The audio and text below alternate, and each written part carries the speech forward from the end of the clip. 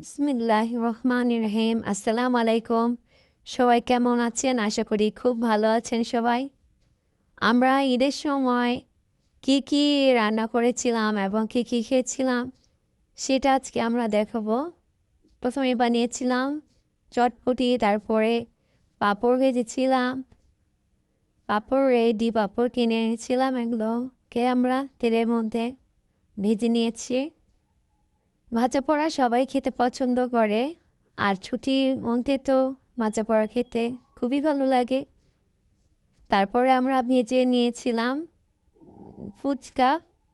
ফুচকাগুলো ready কিনে নিয়ে এসেছি, যেগুলোকে আমরা এখন ভেজে নিব বাসায়।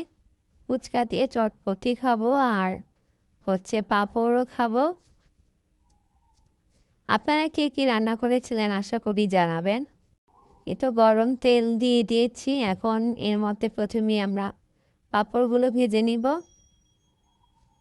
বাচ্চারা ছোট বড় সবাই ভাজা পোড়া খেতে ভালোবাসে, কিন্তু গরমে বাহিরের মধ্যে খেতে গেলে সেটা স্বাস্থ্যের পক্ষে ভালো না। ঘরে তৈরি যদি কিছু খাওয়া যায় তাহলে সেটাই ভালো। আর আমরা তো খেয়েই থাকি সচরাচর। এই তো আমাদের পাঁপড়গুলো ভাজা হয়ে গেল। অনেকগুলো পাঁপড় ভাজা হয়েছিল, খেতেও মজা, ক্রিস্পি হয়েছিল। তারপর আমরা ভেজে নিব একই তেলে ফুচকাগুলো। ফুচকাগুলো ভেজে নিয়েছি। প্রথমে একটা দিয়ে তেলের টেম্পারেচার দেখলাম, তারপর এর মধ্যে আরো অনেকগুলো দিয়ে ভেজে নিব। বাসায় টুকিটাকি এগুলো ভাজা পোড়া করতে গেলে অনেক সময়ের ব্যাপার, কিন্তু কিছু করার নেই। সব কিছু নিজের হাতে করে যখন সবাই একসাথে মিলে খাই, এটার মজাই আলাদা। আপনারাও আশা করি সবাই টুকটাক বাসায় ভাজা পোড়া করেন। এই তো ফুচকাগুলোকে ফুলকো ফুলকো করে ভেজে নিলাম। দেখতেই পাচ্ছেন কত সুন্দর করে ফুচকাগুলো ফুলে উঠছে অল্প তেলের মধ্যে। অল্প তেলে ভেজে নিলে তেলগুলো থেকে গেলেও পরবর্তীতে পোড়া তেলগুলোকে আর ডাবল করে ভাজা বা ব্যবহার করা লাগে না। তাই যতটুকু দিলে আমরা ভেজে নিতে পারি ততটুকু দেওয়াই যথেষ্ট। এই তো দেখুন, মাশাআল্লাহ, কত সুন্দর করে ফুটে উঠছে। অনেকগুলো ফুচকা ভেজে নিয়েছিলাম, প্রায় 1 বোল ফুচকা আর 1 বোল পাঁপড়। এই যে ফুচকার পাঁপড় অনেকগুলো নিয়েছি। তারপর সব একসাথে ভাতে শেষ করে সন্ধ্যা নাস্তা হিসেবে খেয়েছিলাম। তারপর এটা চটপটি টক, ঝাল টক, টক ঝাল আর কি। ফুচকার সাথে মিষ্টি টকটা আমার ভালো লাগে। আপনাদের কেমন টক পছন্দ জানাবেন, আর টকের রেসিপি লাগলে অবশ্যই কমেন্ট করে জানাবেন। খুবই মজা হয়েছিল। আশা করি আপনারাও বাসায় রান্না করে খাবেন। এটা সব কিছু করা শেষ।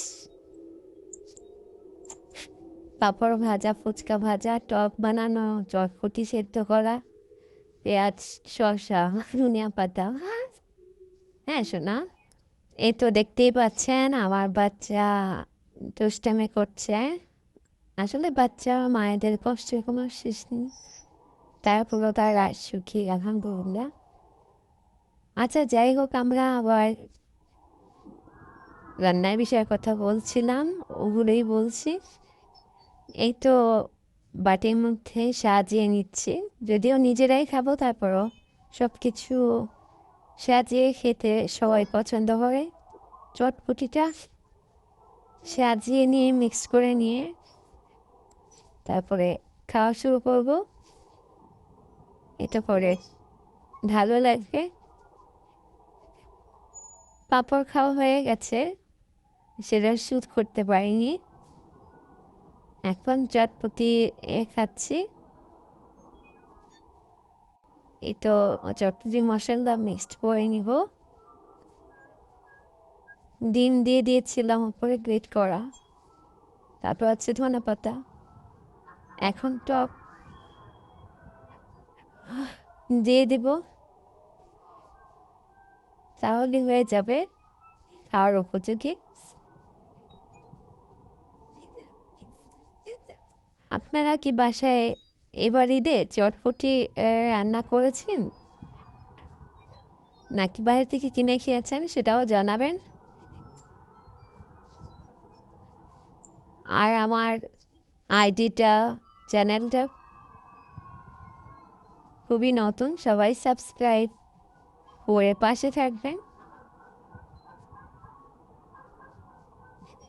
এই তো ফুচকা ভেঙে দিয়ে দিলাম।